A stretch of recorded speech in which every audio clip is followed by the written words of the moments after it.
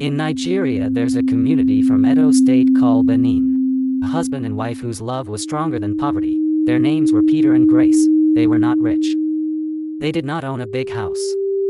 They had no luxury cars or expensive possessions, but they had something many wealthy people spend their entire lives searching for.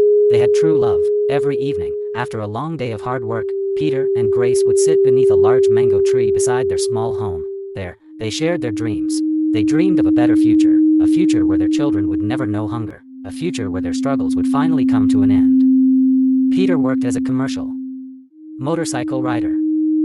From sunrise to sunset, he rode through dusty roads carrying passengers just to earn enough money for his family. Grace sold vegetables in the local market. Life was difficult, but they faced every challenge together.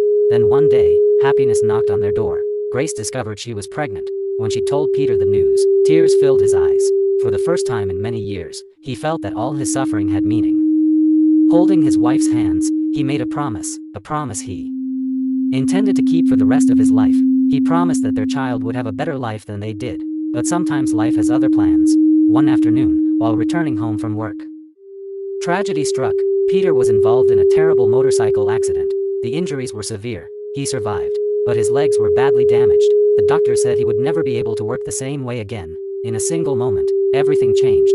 The family's only source of income disappeared. Hospital bills began to pile up. Food became scarce, and the future that once looked bright suddenly became uncertain. Yet Grace refused to give up. Despite being heavily pregnant, she carried the burden alone. Every morning before sunrise, she walked long distances to the market. She sold vegetables under the hot sun. She worked until her feet ached, and every evening, she returned home exhausted. But she never complained, because her husband needed her. One night, Peter heard a sound coming from the corner of their room. It was Grace. She was crying, quietly.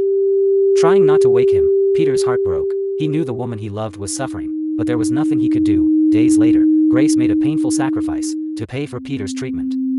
She sold her wedding ring, the ring Peter had given her on the day they became husband and wife. When Peter discovered what she had done, he couldn't hold back his tears. The ring was gone, but Grace simply smiled. She looked into his eyes and said, "Rings can be replaced.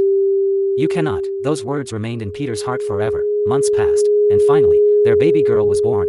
For a brief moment, joy returned to their home, but the happiness did not last long. Shortly after childbirth, Grace became seriously ill. Doctors said she needed urgent treatment, but the family had no money left. Peter watched helplessly as the woman he loved grew weaker each day. Then came the night he feared most. Grace called Peter closer. Her voice was weak, her body was tired, but her love remained strong. She asked him to make one final promise, a promise to care for their daughter if she was no longer there. Peter refused to accept her words. He believed they would grow old together, but fate had already decided otherwise. The following morning, Grace passed away, and Peter's world shattered. The woman who had sacrificed everything for him was gone. For days, he sat beneath the mango tree where they once shared their dreams, alone, broken, lost. Yet he remembered the promise he had made, and so he continued. The little girl grew into a young woman. Every evening, Peter told her stories about her mother, stories of sacrifice, stories of love, stories of courage. Then one day, something incredible happened. Their daughter received admission into a university. When Peter saw the admission letter, tears rolled down his face. Not tears of sadness, but tears of victory. That evening, he walked slowly to Grace's grave. In his trembling hands was the admission letter, standing there. He looked at the sky and whispered, "Grace, we did it, our daughter made it." For a moment, the wind gently moved through the trees, and deep within his heart, Peter felt something he had not felt in many years. Peace, because even though Grace was gone, her love had never left, and the promise they made beneath the mango tree had finally come true. Narrator closing. Sometimes, true love is not measured by wealth. It is measured by sacrifice, by loyalty, and by the promises we keep, even when the people we love are no longer beside us.